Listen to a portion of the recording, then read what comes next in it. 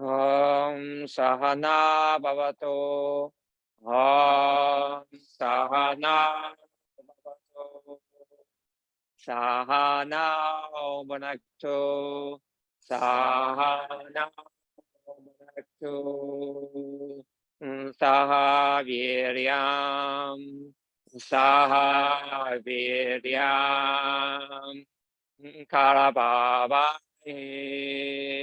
Karabhavai. Tejasvina.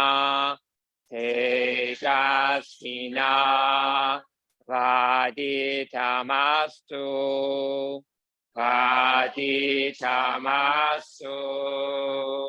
Ma vidvisha. Ma vidvisha. Vahai. Vahai. Together. Om Sahana Bhavato. Sahana Bhunaktu. Saha Viryam Karavavai. Tejasvina Vaditamastu. Ma Vidvisha Vahai. Loka samasta sukhino bhavantu. Loka samasta sukhino bhavantu. May all beings everywhere, may all beings everywhere be happy and free. Be happy and free. May I offer my life. May I offer my life to all beings everywhere. To all beings everywhere. Loka samasta sukhino bhavantu.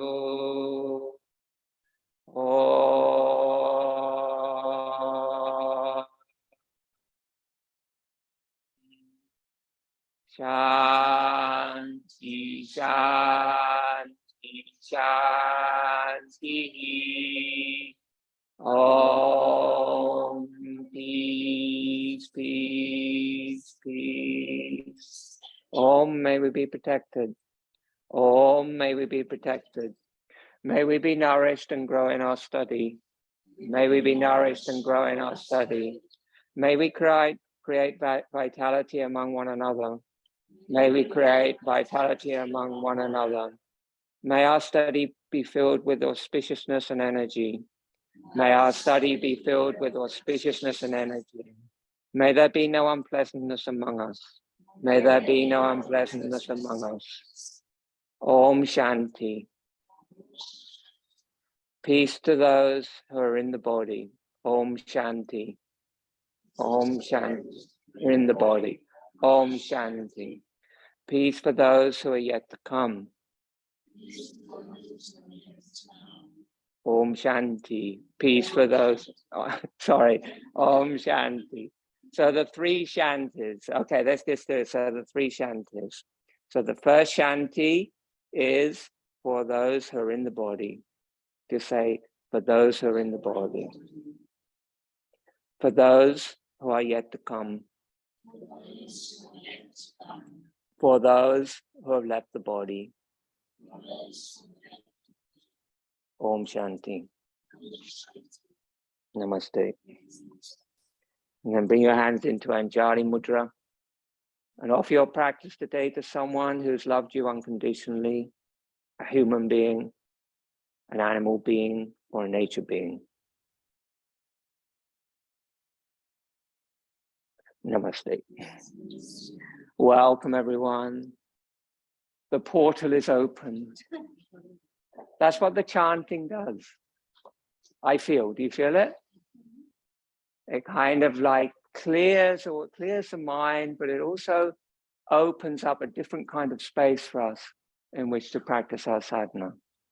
It's a doorway through which we pass. And the Sanskrit, and also it's a deep connection. These mantras have been chanted for thousands of years. They're right from some of the most ancient texts that have ever been written, the Vedas. And yogis have been chanting these mantras for all that time, really ancient things. And then we're just continuing on with that. So we're connecting up with each other, we're connecting to our environment, we're connecting to our souls, and we're connecting to all those other yogis who have gone before us over hundreds and hundreds and hundreds of years. And then all the other people in the world who are sitting down, maybe at this very moment, and chanting these mantras. So it creates a big family, a big pranic kind of energy family. So it's very special. So at the beginning of each term, I try to do something which just reminds us why we're here and what we're doing in the practice. And I'm going to read a short bit from Yoga Beneath the Surface, teacher Srivatsa Ramaswami. And he's talking about exactly what we're doing on asana and Vinyasa Krama. Asana means to sit. And sometimes when you go in a house in India, they will say to you, take your asana. And then you realize it actually just means to sit down. So asana means to sit. My teacher, Sharon Gannon, she also translates asana as connection to the earth. So it's something you do physically, you sit down, but it's also connecting you. It's making you feel grounded. It's making you feel comfortable in your body, and it's making you feel connected to the Mother Earth. A seated posture is considered asana in yoga parlance. However, over a period of time, several hundreds of different standing postures and seated postures and twisting postures and inverted postures have all come to be considered asanas, provided they meet certain criteria. The criteria is the posture should be comfortable and steady. Sthira sukham asanam, Patanjali says. The posture should be steady, comfortable, and joyful. It should be nice. It should make you happy. Yeah, it's not difficult. It's not a struggle. Wherever you are in your life, wherever you are in your body, in your age, in your health, it shouldn't be a struggle. It's just something you do that makes you happy. Yeah. So we're all okay, and we're all good enough, and we're all absolutely ripe to do this practice. And notice that when Patanjali says Sthira Sukham Asanam, which is what really Ramaswami is referring to here, that sutra, the yoga posture should be steady and joyful. Patanjali he uses the word asana in the singular. He doesn't say asanas should be steady. All asanas should be steady and joyful. And that he says the asana. So there's only one asana. He's talking about seated posture, either a cross-legged or a kneeling seated posture. Why is he only saying that you should be able to be comfortable in one asana? Because it's the asana you use for meditation. So the purpose of the practice in the 8 limbs of yoga, which is what we're practicing, the purpose of the practice is to move through the limbs until you get to a state where you can comfortably sit for a long enough period of time in meditation to change the profile of your mind. Yoga's chitta vritti niruddha. The purpose of yoga is controlling and being comfortable with and at peace with the fluctuations of your mind. But unfortunately, many of us need to do lots of other asanas in order to be able to attain the one asana. Yes? Because it's difficult to sit still for a long time. But also yoga's become slightly different since Patanjali's time. We also we enjoy the asana. And the other thing that we're doing with the asana is we're working with prana. And so the prana that we're generating with the different physical positions that we take and then manipulating the breath in those postures with a calm and steady mind, that is creating a karmic profile within us, a steadiness within us, healthiness within us, a stability within us, so that when we do eventually take the seated posture, the prana is steady, the life force is steady, and the mind is calm. So the asana is profoundly important. And it's fun. My teacher in India, I had a lady teacher in India for a few years, and her name was Dr. Uma Krishnamurti, lovely Indian lady. And she used to teach a lot of yoga philosophy to us. And one of the things she would say, or in the beginning of our courses, she would always say, what's the most important thing in yoga? And we would come up with all these sort of like very erudite and clever ideas. And she would say, no, you're all wrong. The most important thing in yoga is joy. Joy is the most important thing on the yogic path. If you aren't joyful in your practice and joyful in your lives, then you're doing it wrong. So go back again, look at what you're doing and start over again. And that's how the asana should feel. Because we can make everything into an ordeal, can't we? We're quite good at it. Vinyasa Krama, which is the practice we do, is an art form of yoga practice. In this ancient system, several postures are done in sequences, and the breath and the mind also come into play.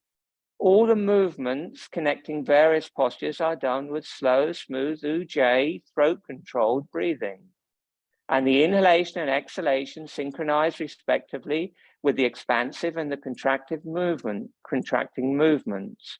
The mind is required to closely follow the breath, and in this way, the yoga of yoking the mind with the body is achieved with the breath acting as the harness.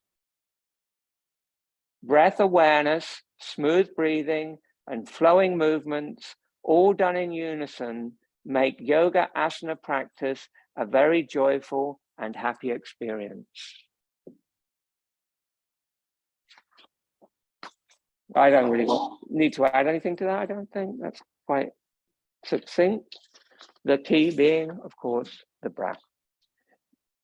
I'm just going to move on to the end of the paragraph. So he's talking here about what asana actually does. And I would just say he translates, as Krishnamacharya, his teacher, did, the Vinyasa Krama as the art form of yoga. So the idea being that it's a creative act. What is an art form? It's something that is an expression of the inner life of the soul, whether it's a painting, whether it's a poem, whether it's a sculpture, whether it's a dance, whether it's a movie, whatever it might be. Any creative act, a seriously creative act, is an expression of the inner life of the soul. And that is created by an individual, but it actually comes from something higher than the individual. It's the individual tapping into a source bigger and more creative and wiser maybe than themselves. And then being a vehicle for that information and transforming it into some kind of art form. And then what we do is we engage with that art form and we get that soul energy. If it's good, if it connects with us, if it's on the right pranic wavelength, when we engage with that work of art, it lifts us, it lifts our prana. It fills us with energy and light. And that's what Krishnamacharya is saying that asana practice is. It's not an exercise, it's not a way to get fit, it's not a way to get flexible, it's not even a way to get enlightened, it's just a way to create beauty in your body, in your practice, in your life. I think it's a very beautiful definition of yoga, a very helpful and meaningful definition of yoga. We don't have to overcomplicate it, we just try and do the best we can, and we do it as beautifully as we can, which means we have our mind engaged, our breath engaged, and we just do what we can with the body we have. And that's enough. Just do it with soul, do it with intimacy. Asana practice is done for health, for physical health and mental health, and to reduce the rajas, or the tendency in us to engage in uncoordinated physical activity and distractions in the mind. So most of us are regularly engaged in uncoordinated physical activity. Would you agree?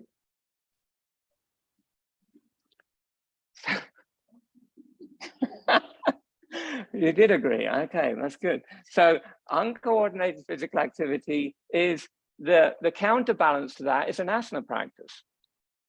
Okay, what is uncoordinated physical activity? Like having to sit on your backside for hours a day is a very uncoordinated physical activity. Driving long distances is a very uncoordinated physical activity. Lots of repetitive movement is uncoordinated physical activity. Yeah, things that kind of like exhaust you, overexertion is considered that in yoga. So the idea is in yoga that the actions of the body is kind of like sattvic, pure. It's no extremes.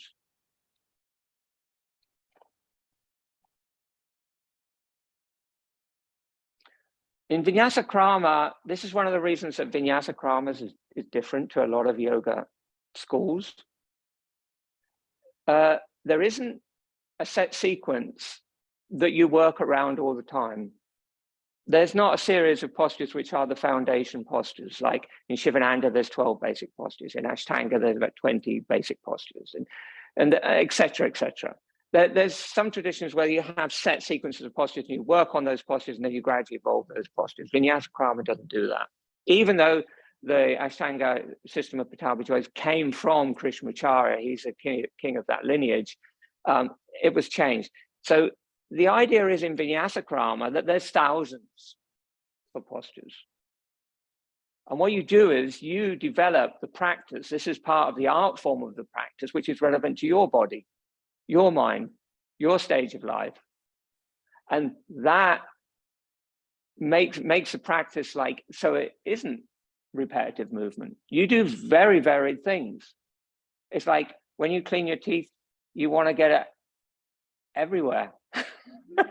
You want to get into every nook and cranny, you know, and it's like that with the asana practice. You devise a way of doing the practice and then you keep changing it. So there's no nooks and there's no crannies in your body that you don't get at. And that, what does that actually mean? It means that there's nowhere in your physical body where there isn't prana. There's nowhere in your physical body that isn't alive. Yes? Because prana is life. And where there's places in your body where the prana is stuck and blocked, we call that granthi. It means a knot. Where there's places in your body where the prana is like that, that's where you have pain. That's where you have discomfort. That's where you're stiff. That's where you eventually might develop dis-ease because the prana is not moving through that place. And that isn't just your body, that's also your mind. Your mind is just an extension of the pranic body. If there's lots of blockages in your mind and the prana keeps getting stuck there, you have problems in your mind. It's all prana. My teacher, Swami Govindananda, he says, if your mind's going down, do something to lift your prana. Your mind will be fine. And this is what the practice is for. Okay, I was going to talk about Rajas and Tamas, but I've probably said enough. We do that another time. Does that make sense? So yeah, that's why we're doing the yoga today.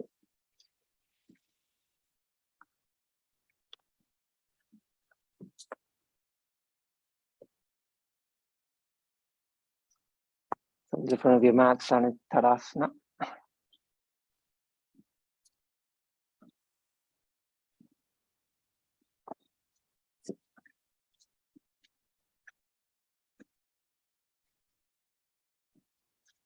We can turn the infrareds off, I think. Everybody warm enough?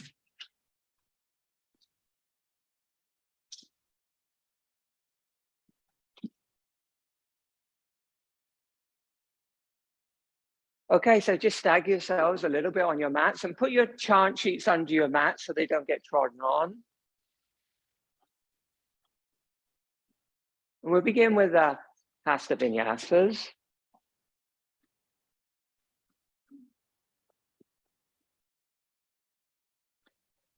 Big toes touching if possible, heels slightly apart, or the feet slightly apart and parallel. Lift up through your spine, release your shoulder blades back and down, arms beside the body, palms facing the thighs. Lift your chest up. Bring your chin slightly down. If your balance is good, close your eyes and look into your heart space. If not, keep your eyes slightly open. Gazing into the heart space, come into your Ujjayi breathing. Slight constriction at the base of the throat, gentle hissing sound as the breath moves in and as the breath moves out.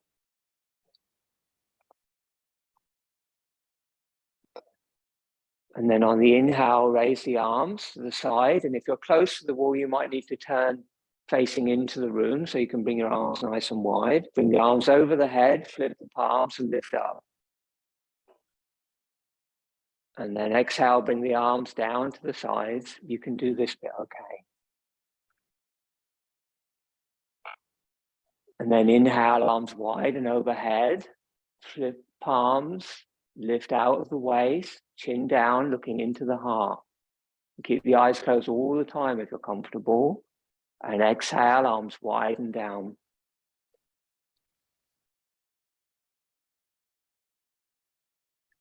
And again, inhale, widen up. The palms. Pause. Exhale, widen down.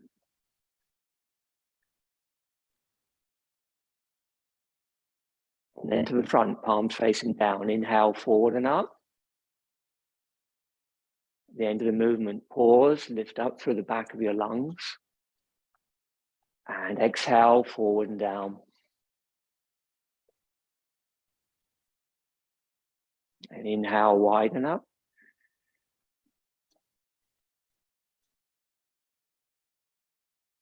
Exhale, thumbs to the back of the neck. Try and keep the palms up. Bring the elbows nice and wide. Open the chest, open the shoulders. Pause. Bandhas. Inhale, push the hands up. Exhale, widen down.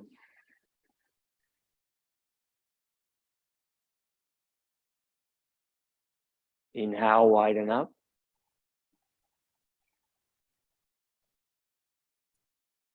Exhale, fold halfway down, hips back. Joe, bring the prayer over the heart. Halfway down.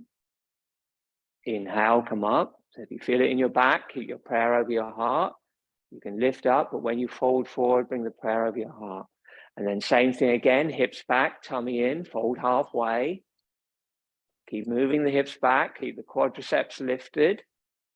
And inhale, arms wide like wings. Dip the chest a little bit, get the spine parallel with the floor. And inhale, forward, flip the palms. Sorry, exhale, forward, flip the palms. Inhale, stand up.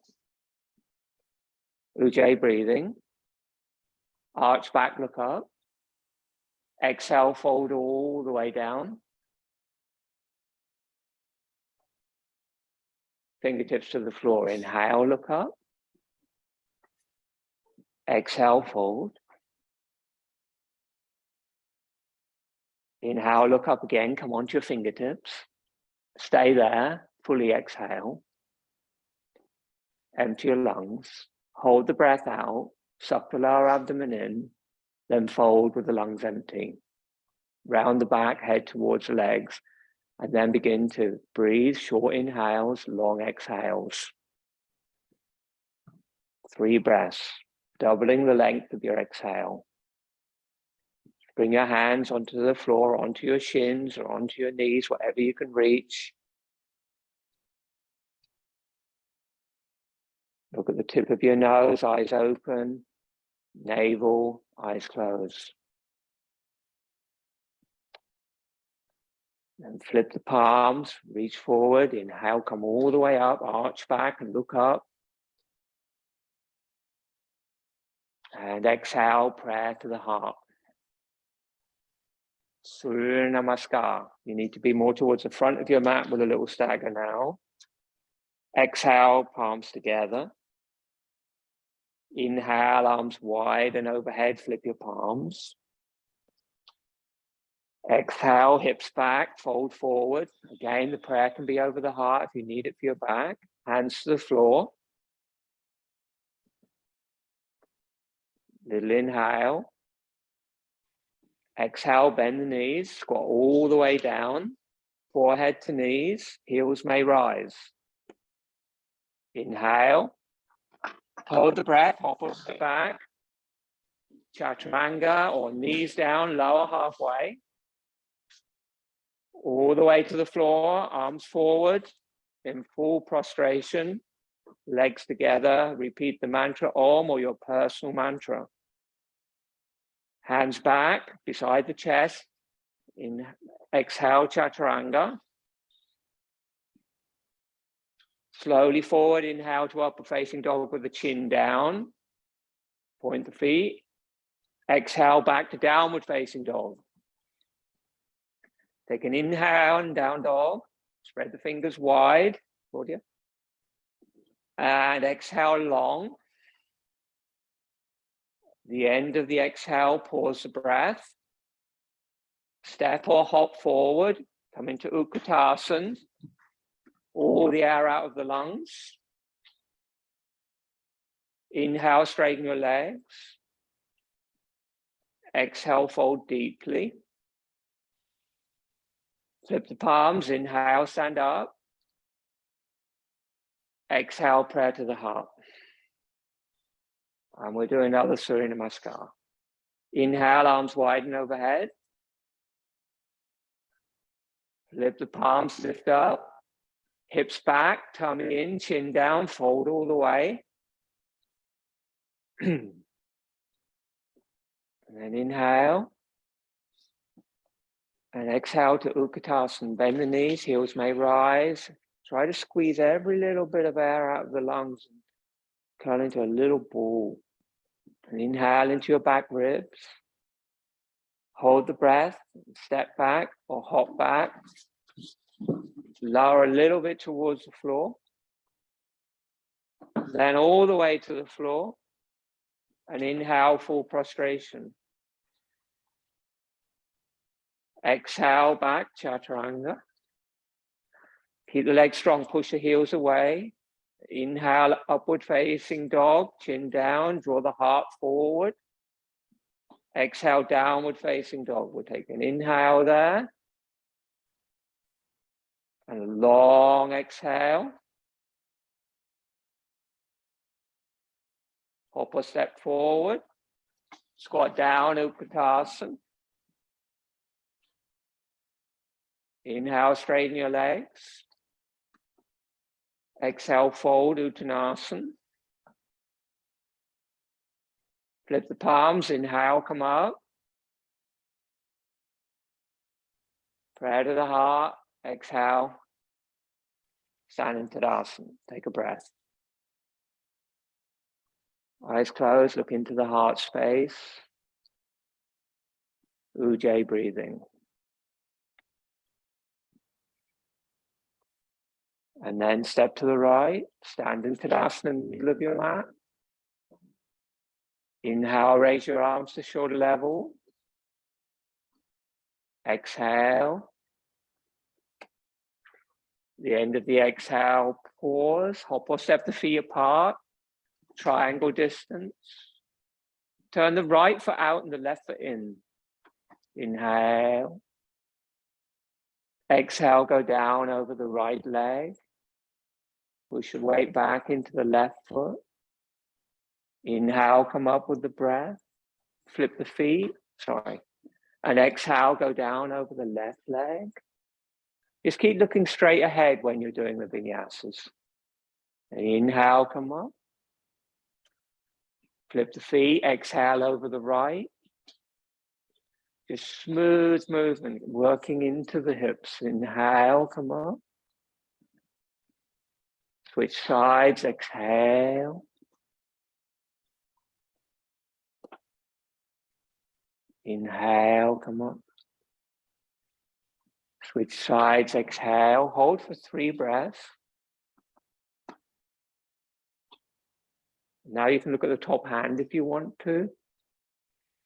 Smooth Ujjayi breathing, Samavriti, even inhale and exhale. Let go down. Bring it forward. So it's more vertical. Inhale, come up. Flip the feet, exhale, go down.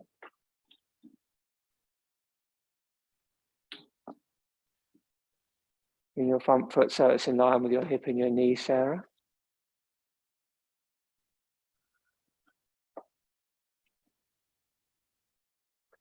Keep moving the lower hip forward, the upper hip back. Try to keep control of the Uddiyana Bandha. So you feel connected leg to leg. Equal weight in both feet. And on the next inhale, float up on the ground. Exhale, bring the hands to your waist and turn the feet 30 degrees, asana sthiti. And now lengthen your stance, about 6 to 12 inches, so you feel comfortable. Turn the right foot out and the left foot in, Parsvakonasana. Side flank stretch, inhale, raise the arms.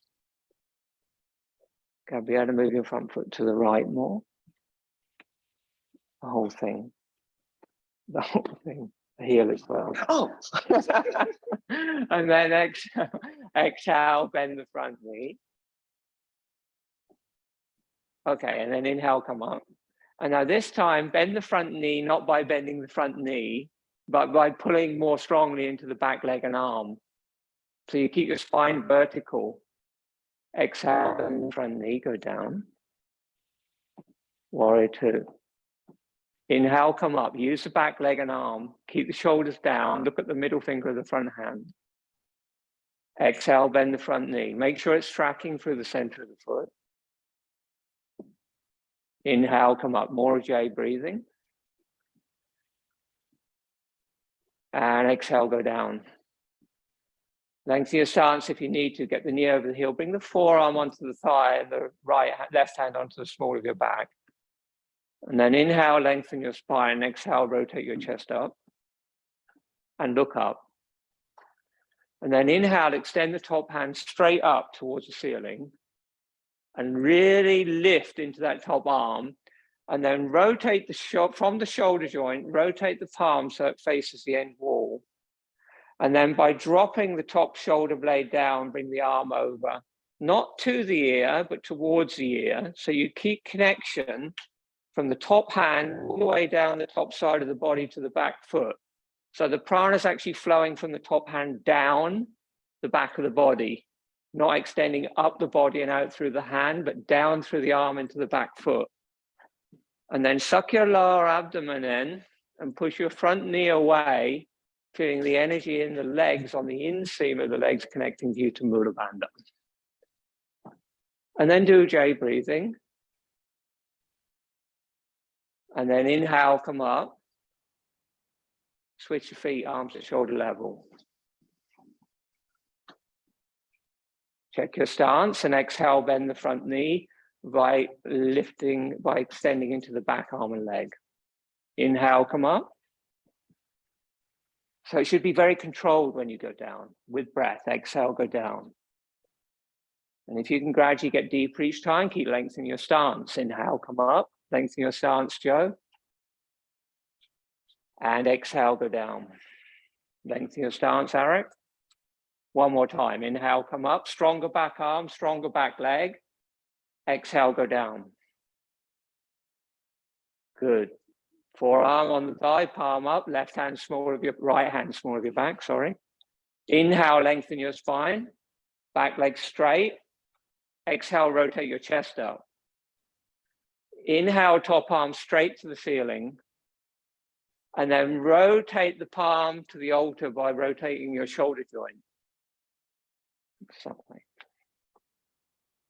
And then bring the scapula, the shoulder blade down towards the back here and the top arm over.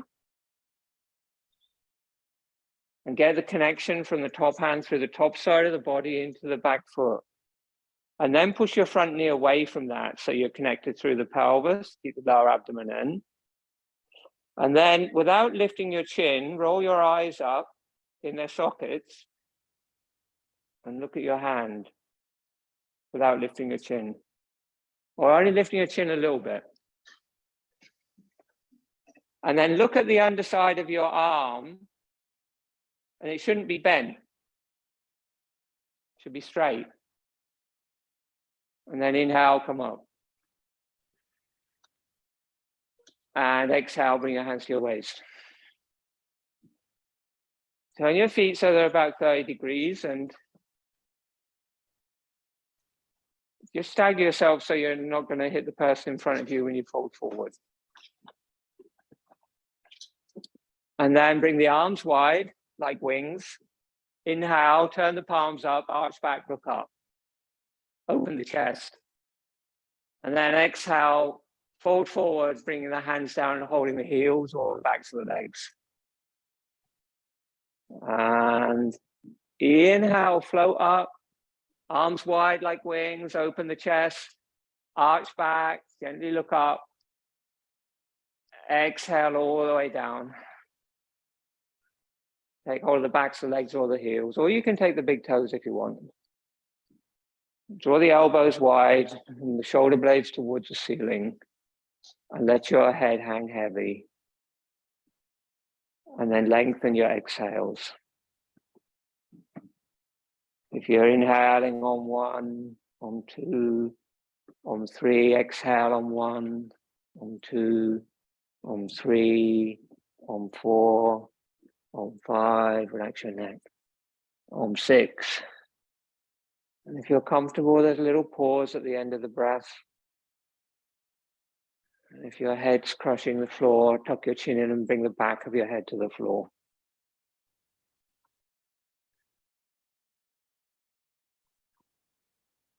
Good. And on the next inhale, put the hands forward in line with your shoulders and lift up so your spine's straight. And exhale, soften your knees and hop or step your feet together.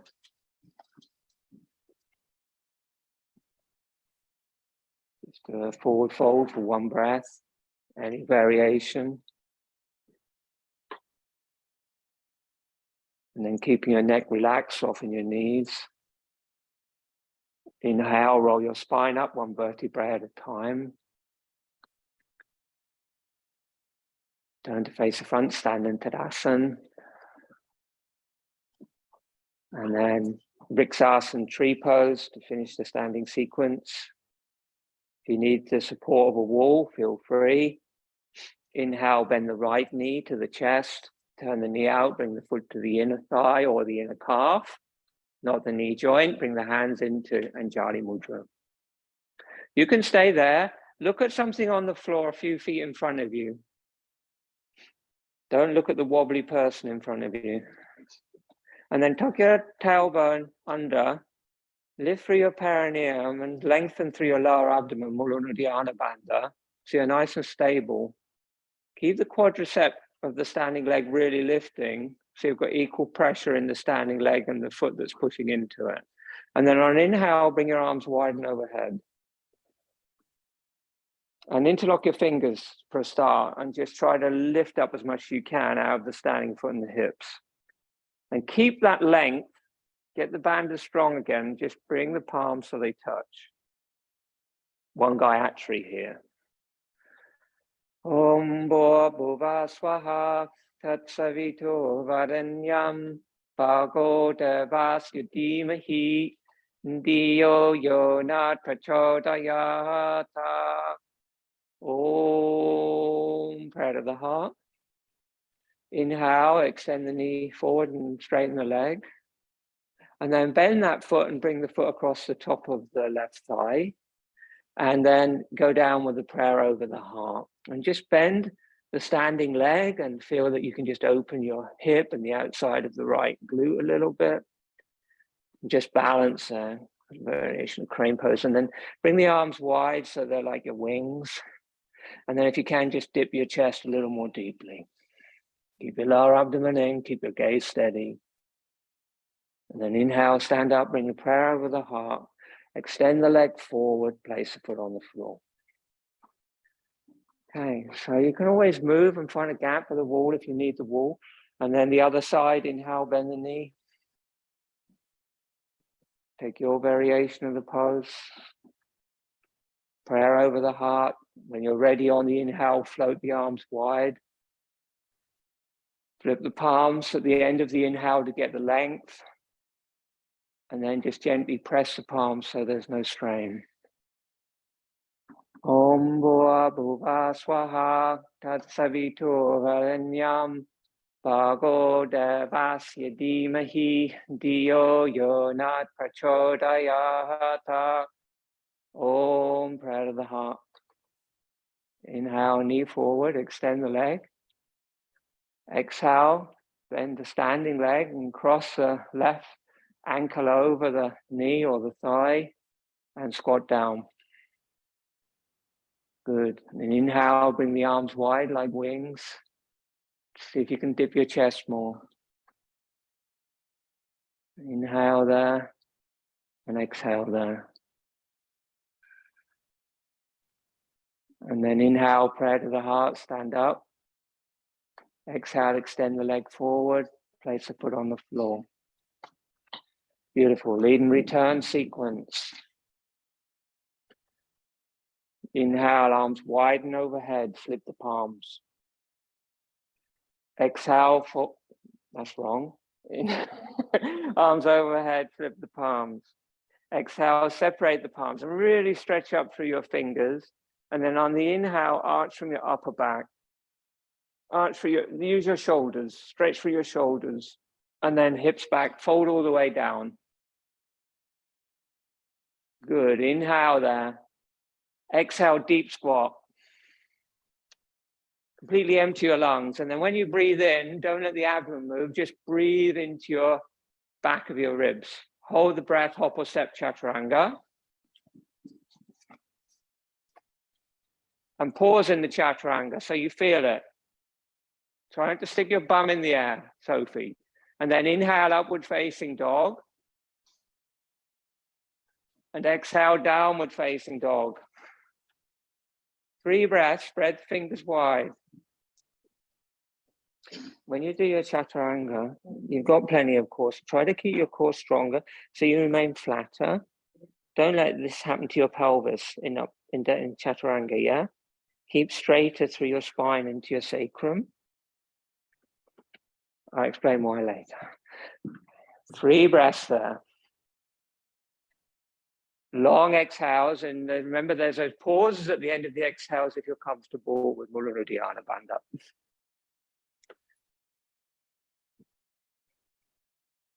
Just keep extending as much as you can through your shoulder joints. Good, and then on step or hop forward, a little inhale. Exhale, Uttanasana, squat down. Separate the knees, sit down, use your hands if you need to. Come onto your back, just lay straight down. And relax in Savasana. Bring your arms away from the body today and your feet a little bit wider than your hips and rest. Switch off your Ujjayi breathing.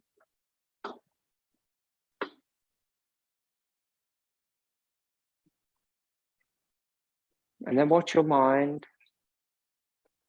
Just make sure it doesn't drop back into its groove. Just meditate on your natural breathing or use your mantra. Or keep your awareness in your heart space and meditate on the prana in the heart.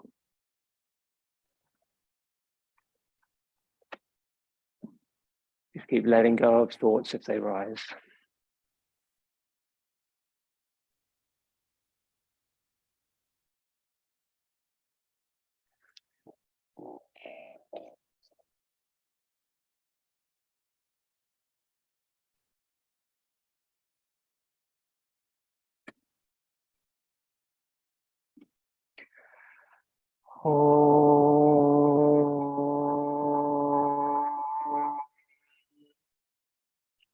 Feet together, arms by your sides. Inhale, flip the palms, hands over your head. Give your body a good stretch. Flex the feet and draw your lower back into the floor. And inhale there.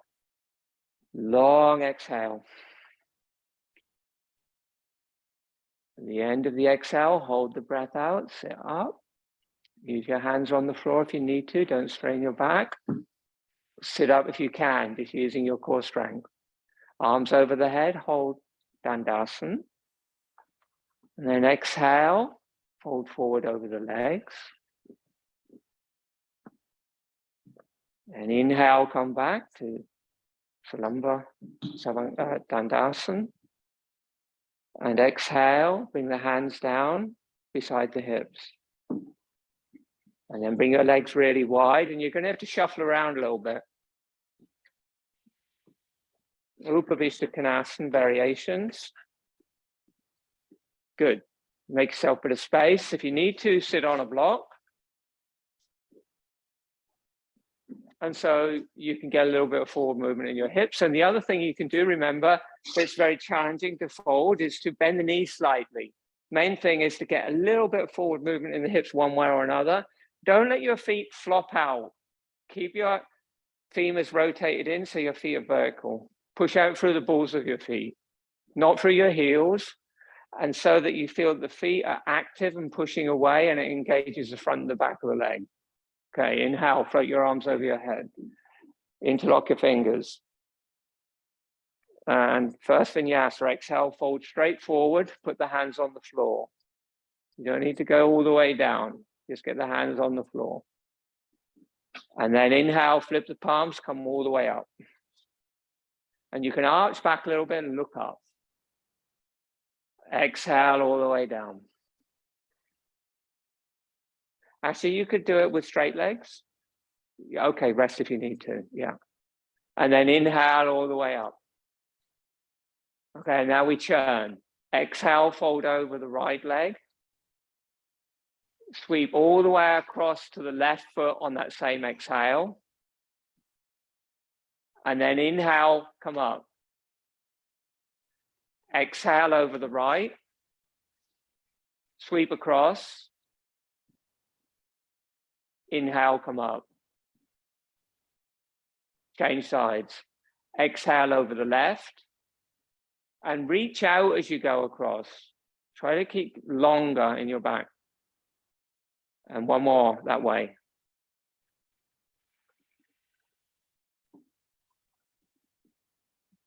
Good. Then inhale, come up to the center.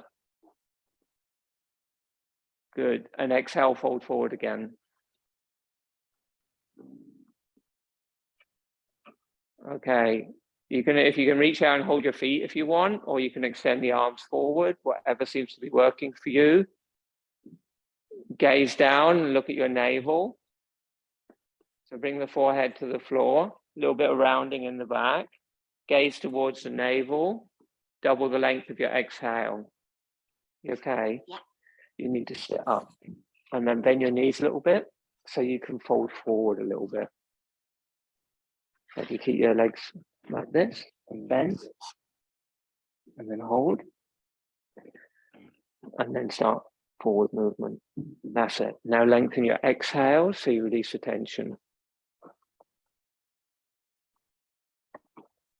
Good. And then flip the palms, inhale, come up. Do a little variation here. Exhale, sweep the hands behind you, bring the hands into reverse prayer, or hold the opposite elbow, or clasp the hands behind the back. And then inhale, lift the chest and open the chest and look up. And exhale, fold forward. And be careful, you're unsupported now. So just go down carefully. Eric, you really need to sit on something. Yeah, so you get forward movement. And then inhale, come up, open the chest, look up. And try to push the prayer into the back of the heart to lift the chest. And exhale, go down. Take one breath.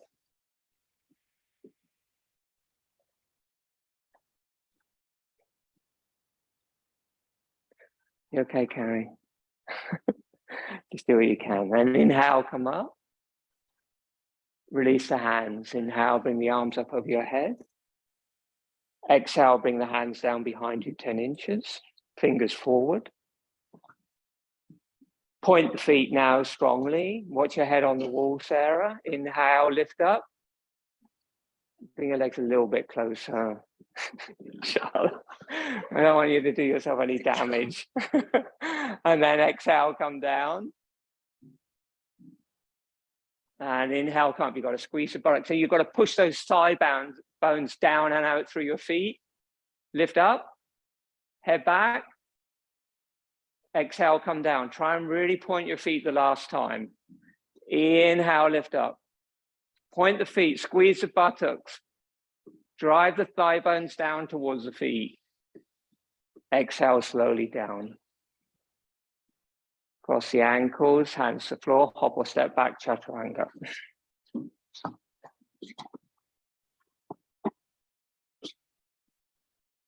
And then inhale, upward facing dog. And exhale, downward facing dog. Inhale, hop through. Exhale, squat down. Sit down, come onto your back, relax in Savasana.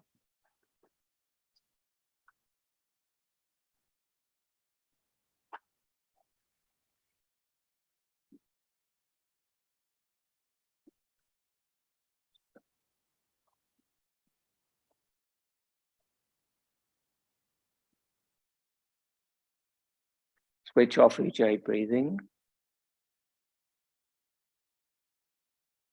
Meditate in your heart space.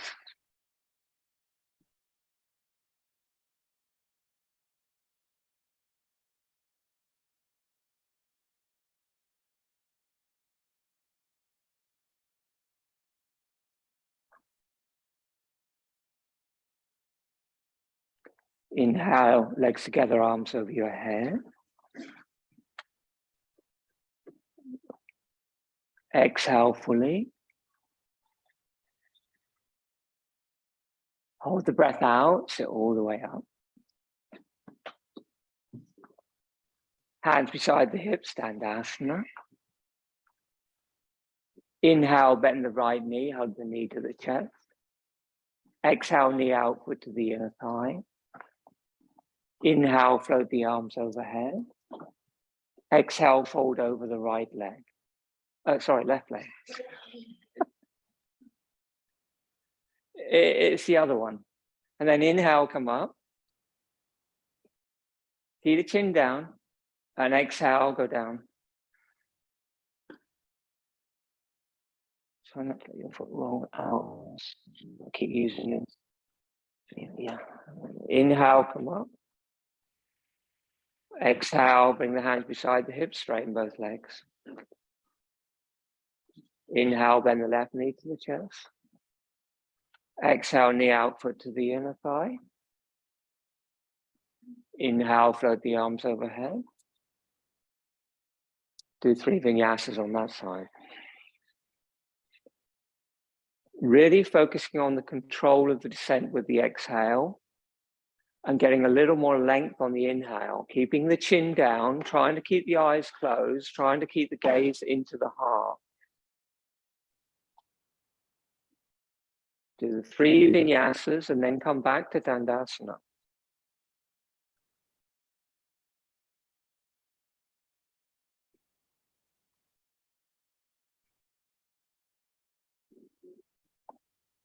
Both legs straight in Dhanurasana, hands on the floor beside the hips. And then inhale, raise both arms over the head, flip your palms. And exhale, fold forward over both legs slowly. When you get to the end of the movement, find the end of the breath, empty lungs, and draw the Uddiyana Bandha in. Flip the palms, inhale, come up. Okay, and now just bring your hands to your hips. Can you demonstrate posture for me, Charlotte? Do you mind? You just turn the other way. We're going to do the classic bow pose. Arkana Dhanurasana, archer's pose.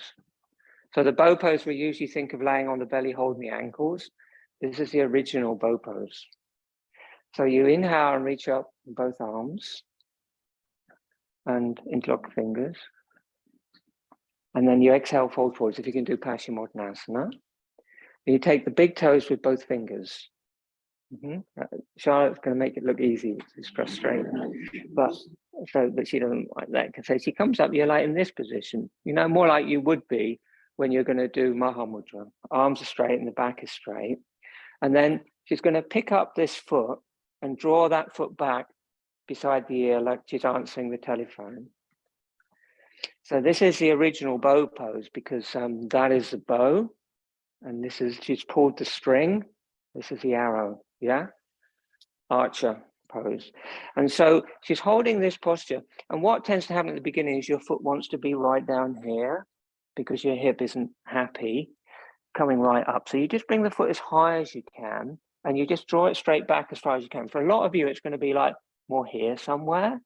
You really have to keep this leg strongly grounded and that foot flexed, so that to keep your stability. Otherwise, you tend to just flop over to the side. Okay. So you just do that and just bring that foot down. We're going to do the other side.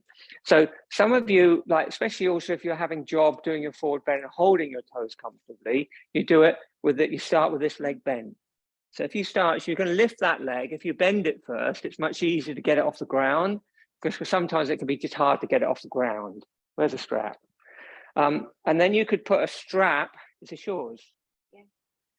You can put a strap around that leg if you're having a job to hold it, which makes it that little bit easier. And then you answer the phone with the left ear.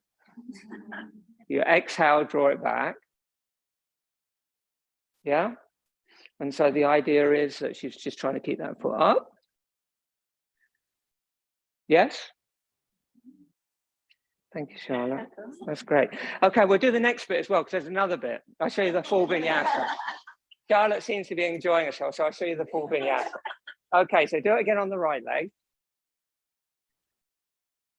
Okay, right leg. So you take a couple of breaths. It can be 3 breaths, usually. And then on the inhale, you just straighten that leg. And then you release that foot and you hold this foot with both hands, or the leg with both hands. Okay, and then you fold into that leg, Akunchasana, heron pose, yeah? And you take now she gazes on her nose and her forehead is dropped towards her leg, wherever it might be for you, you know, it could be down here, so it doesn't matter. And then what you do is you just take a breath there, up to 3 breaths, and then as you exhale, you keep the pose and you do a forward fold over one leg, Paschimottanasana over one leg. Yeah? 3 breaths. And then you do the other side, and this sequence can replace your Paschimottanasana sequence sometimes. Does that make sense? And then you flip the palms, inhale, come up, and then you go down and you take the other foot and you do the other leg. Shall we try? Okay, let's do it. Thank you, Charlotte. Okay, we're going to need some straps. I'm pretty sure of it. Okay, both legs straight. Thank you. So if you 4 bends, you want a strap. If you can't hold both toes comfortably, you want a strap. Are you okay with that? Yeah. You'll be all right. Yeah. Okay. Dandasana. You sitting this out, Ashley? Yeah. Just take it if you need it. Okay, inhale, arms overhead, flip the palms. Good. Exhale, fold forward, take both big toes or a strap around your left foot. And then inhale, sit up so your spine is straight and your arms are straight, and exhale. And then inhale, pick the right foot up off the floor and draw it back towards your right ear. Bring the elbow high and bring the foot high. Good. And then bring the ear towards the foot. All right, 3 breaths. Yeah, good. Just do what you can. It doesn't need to be too high. Hold the breath. That's very good. Impressed. Not that I should be impressed. And then if you can, on the inhale, straighten the left leg. Bring it up. Release, straighten the right leg. Bring the left hand up and hold the leg or the foot with both hands. And then lift the spine long and exhale around the back and bring the forehead towards the shin. Look, nose tip. That's really nice. Well done. Take a breath. And then on the next exhale, keep that close to the leg and slowly, by resisting through the leg that's on the floor, lower onto the floor. So you're doing a forward bend over your right leg. And then in that forward bend, take 3 breaths. With the usual breathing pattern, doubling the length of the exhale. Just fold over both legs, Joe. Holding one foot, you're just over one leg. Yeah, that's it. And try so you're slightly angled over one leg here. And then flip the palms and inhale, come up. Good. And then exhale, fold forward, take both big toes. Take the big toes, Sarah. And then on the inhale, lift the left leg up. And then on the exhale, try to bring it close to your ear and really ground through the right leg. Try to keep the breath smooth.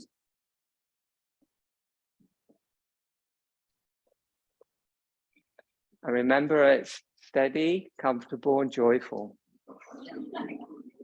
And then inhale, straighten the left leg to the front, Sophie, and hold the leg with both hands. Wherever you can, you don't need to struggle, just hold where you can. And then round into the leg as much as you can. Take one breath there. And then slowly on an exhale, resisting with the right leg, lower to the floor.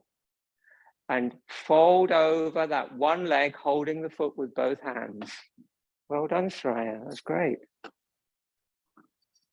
Take 3 breaths. Single-legged Paschimottanasana.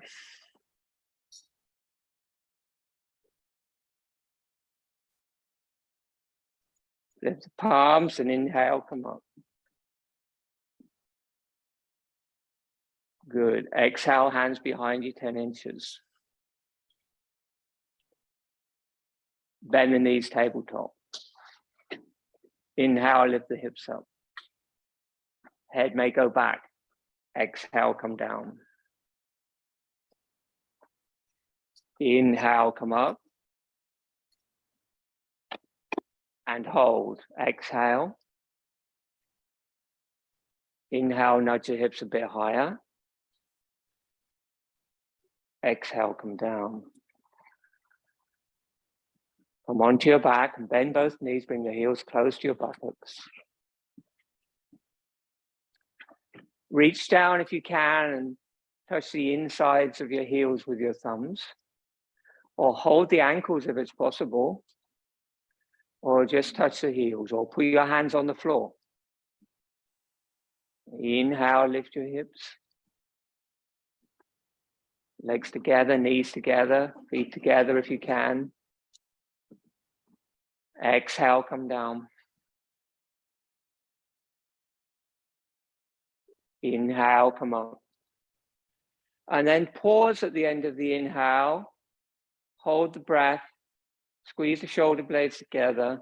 Open the chest. Exhale, come down. The inhales are deeper. Inhale, come up. Hold, exhale. Hold the ankles here if you want to. And then inhale. And if you want to, bring the hands over beside the shoulders and you can come into full wheel from here. Or just hold that now for 3 breaths, whatever variation you're in. If you're in full wheel, try not to let your feet turn out too much. Try to keep them more in line with your knees and your hips. That's good, Maureen. Do you want to come up, Maureen? Yeah. Straighten your arms. Breathe. Just try to straighten your elbows a bit. Push your feet, push your weight towards your feet more. You've got too much in your arm. Tuck your chin in. Well done. Come down. Then make your way down. Bend the knees, hug the knees into the chest.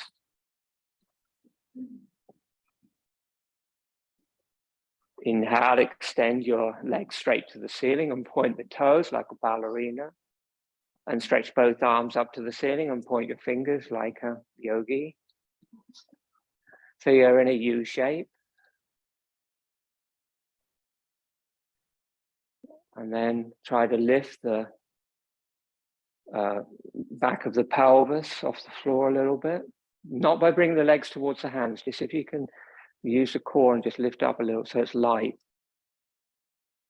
Good. And then on an inhale, lower the arms over your head to 45 degrees and your legs towards the altar, 45 degrees. And then exhale, bring the arms and the legs up to a U shape. If it's too much for your back, bend the knees. Inhale, go halfway. You can go lower if you're comfortable. And exhale, come up. At the end of the movement, try to lift the hips and lift the shoulders. Point the feet. Inhale, go down. Halfway. And last time, exhale, come up. Lift. Exhale. Inhale, bring your hands beside your hips. Exhale there. Inhale, lift into half shoulder stand.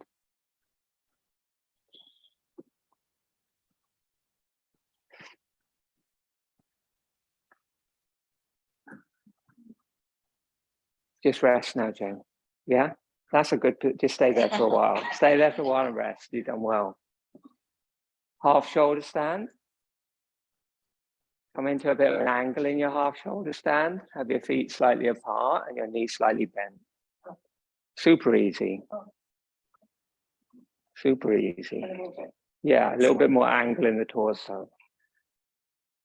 And then before you do anything, close your eyes and look down at the back of your throat and release Kantakupa, which is the mama point in the back of your throat, opposite your throat pit. And so there's no tension in your throat where the Vishuddha chakra resides. And then relax your front throat and the whole inside of your mouth and your tongue. Relax your upper palate and let your eyes sink. So the face is really relaxed. Then start the Ujjayi breathing. And if you're new to it, the breath is just fairly even. But if you're comfortable, you start to lengthen the exhale. And when you've got that all established, that breath and that freedom in the throat and the face, if you're comfortable, you lift up into a straighter shoulder stand. But don't compromise the breath for the posture. My teachers used to say, never compromise the breath for the glory of the pose. Which, of course, we all completely ignored.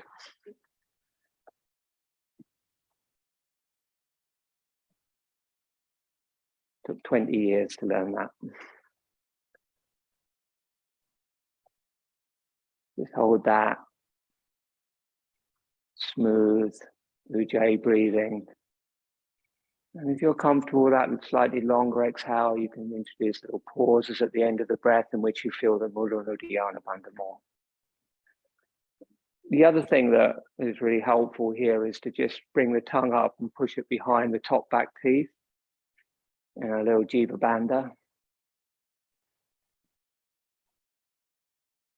It'll help you keep prana flowing more. And then when you're ready, you can bring your feet into plow or bring your knees to your forehead. Release the hands to the floor and slowly unroll your spine, one vertebrae at a time. Lots of little breaths as you come down. Use your core, use your arms, use your hands. Bridge the hands. And the head can come up.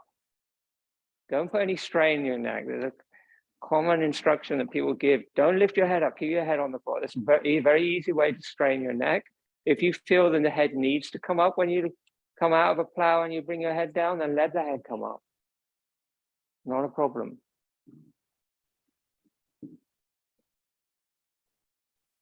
Roll onto your front. Counter pose. Sphinx pose. And bring your elbows under your shoulders, a little bit behind your shoulders, your forearms on the floor and your legs together and your toes pointed. And hands back more, Julie. More. Yeah. Oh no, that's wrong. Sphinx pose, you were right. Yeah, forearms on the floor. What am I doing? Yeah, forearms on the floor. Good, head on the floor. Good. Inhale, lift the forehead, the nose, the chin, the chest. Close your eyes and look at your third eye. And then pulling on the hands, lengthening your spine, come down. The head goes back a little bit to count the pose of shoulder stand. 3 vinyasas. Inhale, come up. And exhale, go down. Eyes are closed, eyes are rolled up, looking into the third eye. Inhale, come up. Ground the pelvis, ground the legs. Exhale, come down. Charlotte, 1, your right shoulder is 3 inches higher than your left shoulder. And inhale, come up and hold. The head can go back. And this time, look at the tip of the nose. And then turn your toes under and push your knees off the floor. And breathe smoothly. And then on the next inhale, lift your hips off the floor. And breathe smoothly, looking at the tip of your nose, Ujjayi breathing. So work on your chaturanga body here, not sagging in the middle, not letting the rib cage drop. Trying to get the back flat. Good, Sarah. And stay there for another 25 breaths. And then exhale, come down, roll onto your back and relax into Savasana.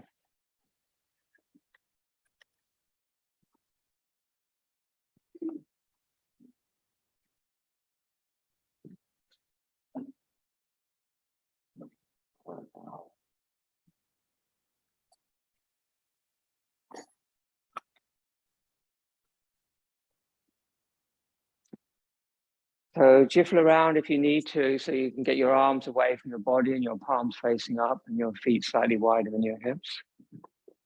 And completely relax.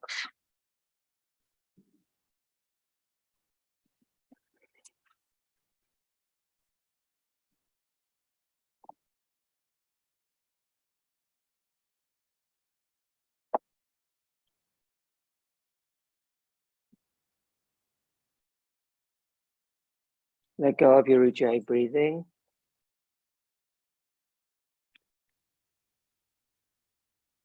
Bring your awareness down through your body and into your feet.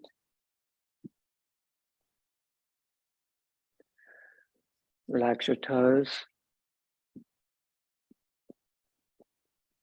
soles of your feet.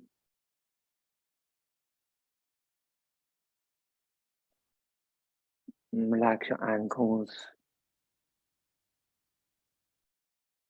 calves, knees, thighs,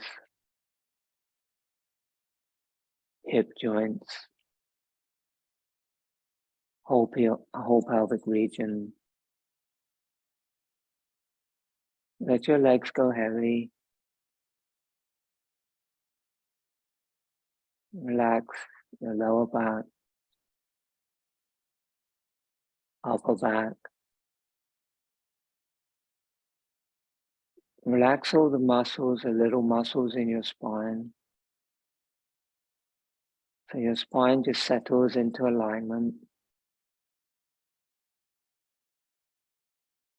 Intestines, stomach, liver, kidneys. Relax all the muscles around your heart. So you feel your heart sink a little bit in your chest. And then relax your lungs. And just trust your body to breathe. Don't do any breathing. Relax your thumbs. Relax your fingers. Relax your palms, arms and shoulders. And then feel the prana moving into your head. Relax your neck and your throat.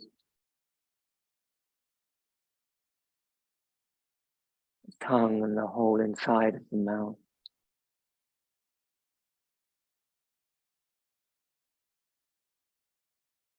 Relax the lips. Relax the upper lip. Relax the lower lip.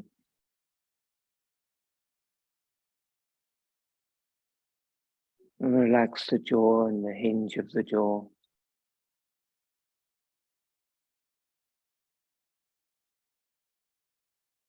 And relax the left eye.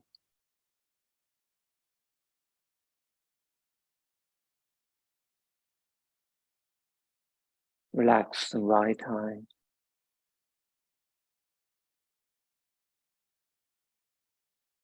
Relax both eyes.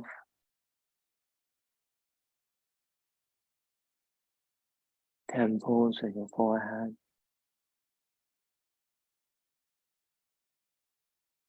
And relax your scalp.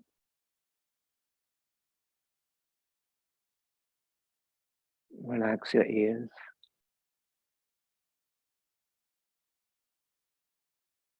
Relax your nose.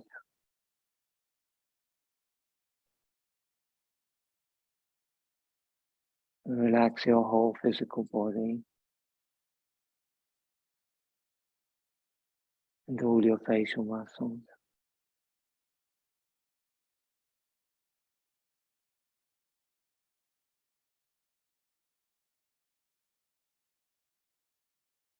Relax your mind.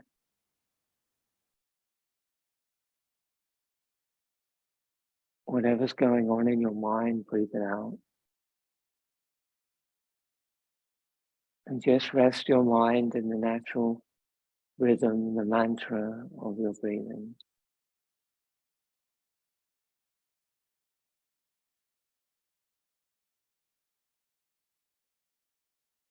So you're very intimately connected with the mantra of your breath. Nothing else matters. And nothing else exists.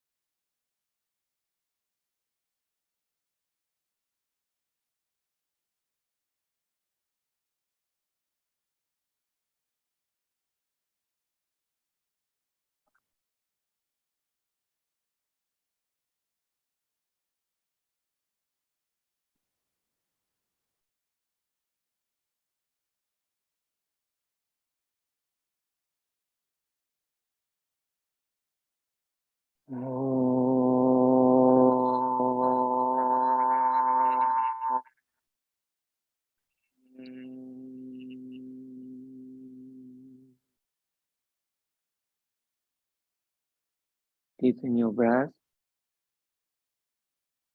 Your feet together and your arms by your sides. Inhale, stretch your arms over your head. Lengthen your whole body. And then make your way into a seated pose.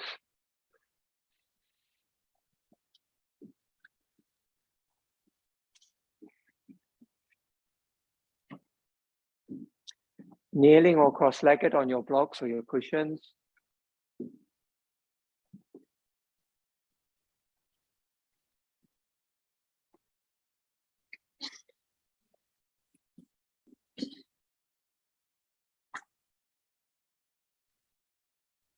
And we're going to close with Brahamari Pranayama, B breath. Some of you will have done this before, but I will explain it. So there's no bees around at the moment. We're going to make our own bee sounds. So the idea of the Brahamari is that it creates a vibration. The vibration you'll feel in your skull, in your sinuses, and in your third eye, if you bring your awareness to it. And it clears the path for meditation, helps to clear the mind. There's two aspects to the Brahamari. There's many ways this can be done. So the way we're going to do it is with a male bee on the inhale and a female bee on the exhale. So this is the male bee.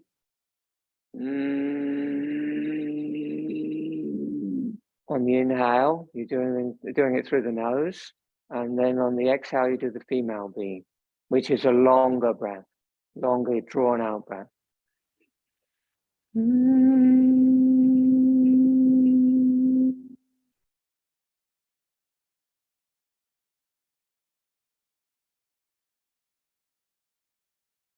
inhalers.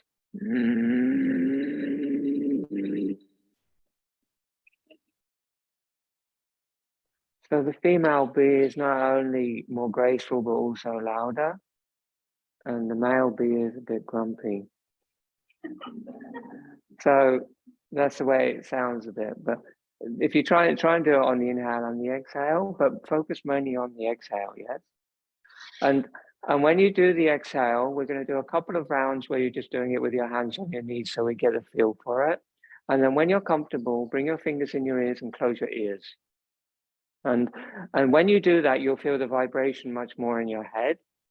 And at that point, bring all your awareness to your third eye in the center of your skull and low in line with your eyebrows. And that will clear the Ajna chakra for a short meditation. Shall we try it? Okay. Inhale, normal breath. Exhale.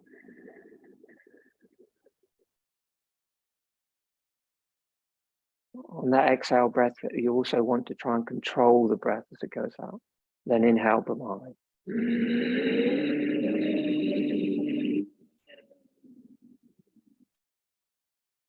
Exhale.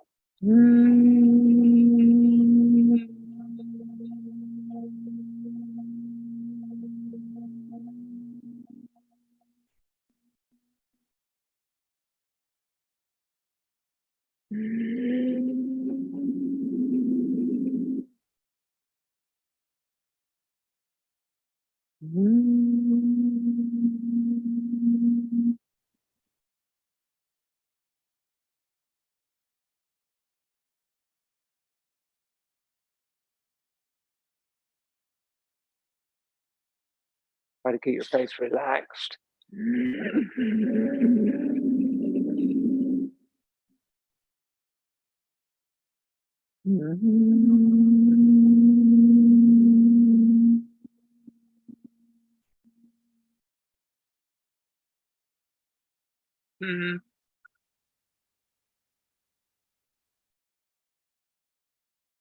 If you're comfortable with it now, close the ears and focus on the third eye and continue your own time.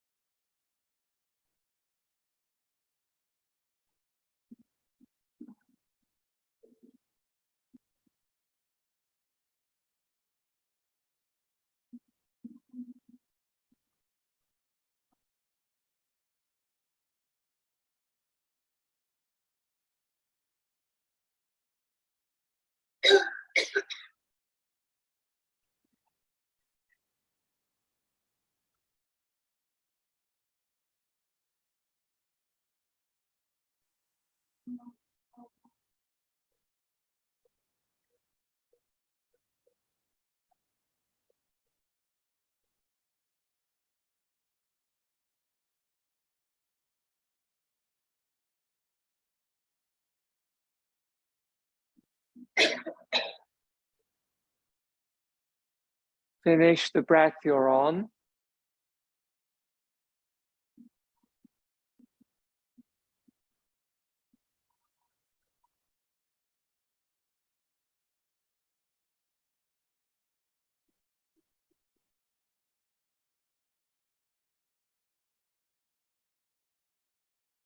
Close your eyes, lengthen through your spine, relax your shoulders. Rest your awareness in the third eye, center the Ajna chakra, center of your head, in line with your eyebrows.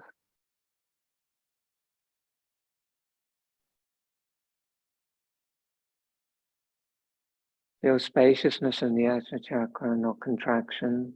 Allow your eyes and your forehead to relax, your upper palate to drop. And so you kind of recede the mind into that space. And the space begins to expand and open out into your skull and fill with a soft white light like a full moon. So where your thoughts and your worries would normally be, there's just prana, light, consciousness, happiness, freedom.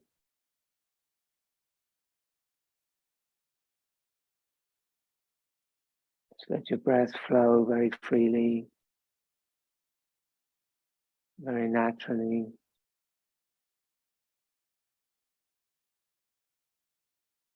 And then synchronize the mantra Om or your personal mantra with that breath. And by maintaining your awareness in that Ajna chakra, you feel the resonance of the mantra in your skull.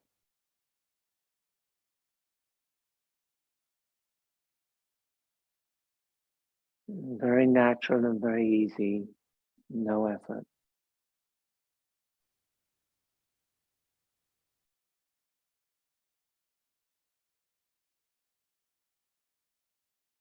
Let the vibration flow through you. And let go of everything else.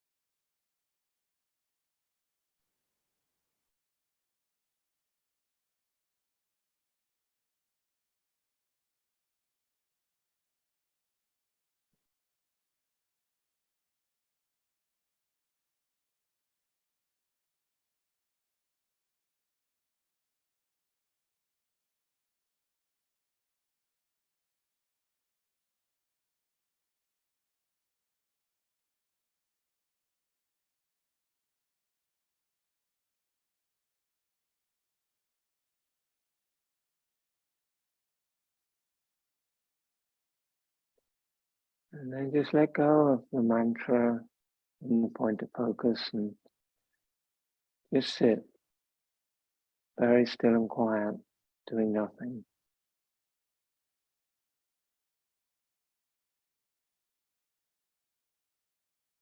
Experience your mind and your body exactly as you are right now.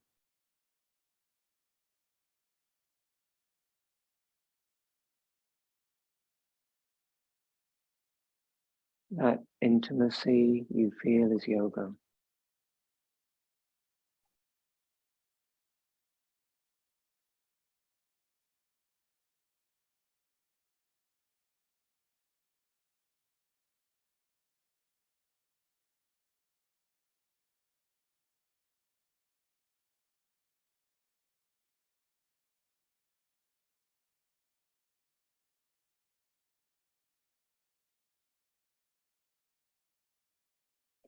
Bring your hands into Anjali Mudra.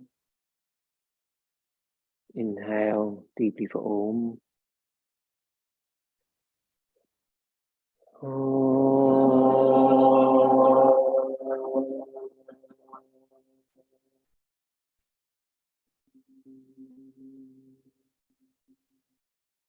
Guru Brahma, Guru Brahma, Guru Vishnu, Guru Vishnu, Guru Devo, Maheshvara, Guru Sakshat, Param Brahma, Tashmai Shri Gurave Namaha. Loka Samasta Sukhino Bhavantu. Om.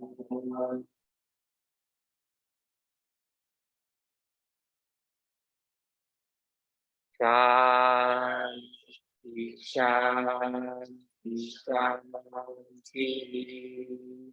Om. Peace, peace, peace. Om Buddha Sakura Bhagavan Ki Jai. Remind yourself the intention you made for your practice.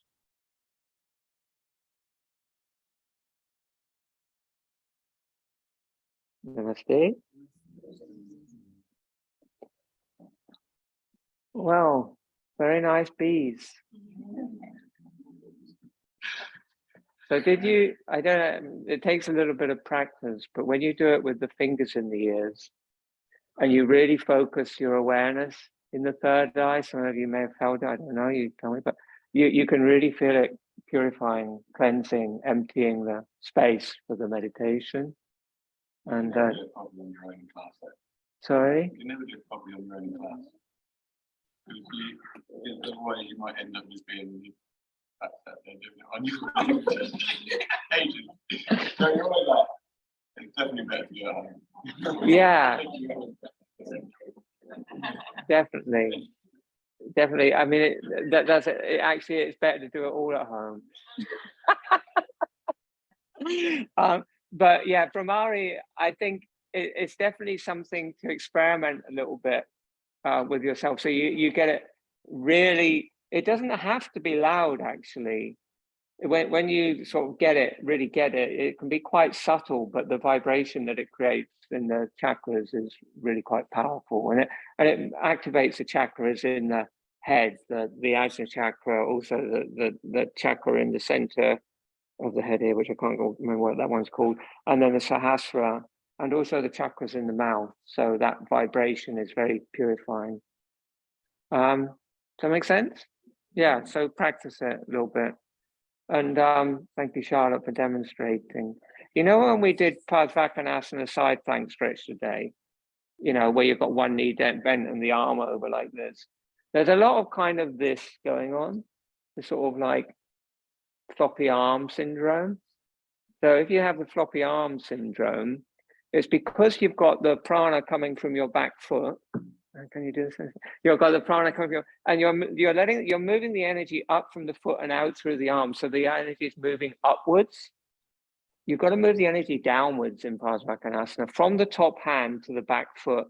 And so that as the energy goes down, you'll find that you can lift the arm. If you feel that the arm is heavy and it's dropping over, it means the energy is going in the wrong direction. Does that make sense? The energy's got to go down. So the energy in that posture goes down the top of the body, from the fingertips, through the arm, through the descended scapula, through the hip bone, into the outside of the back foot, which is why you have to rotate the palm forward before you bring it over. If you have your arm like that, and then you bring it over, and then you turn the arm, the shoulder's locked. So you have to rotate from the joint and then bring the arm over, so that as you bring the arm over, the scapula descends. And then when the scapula descends, you can straighten the arm. If your arm's like this, it's because the energy is going upwards. And lots of you are like that. And I want you to practice at home, because next week, I want it perfect. Does that make sense? So it's going down the back top of the body. And then what happens is it comes up from the instep, which is lifted at the back, but it comes up the inside of the leg.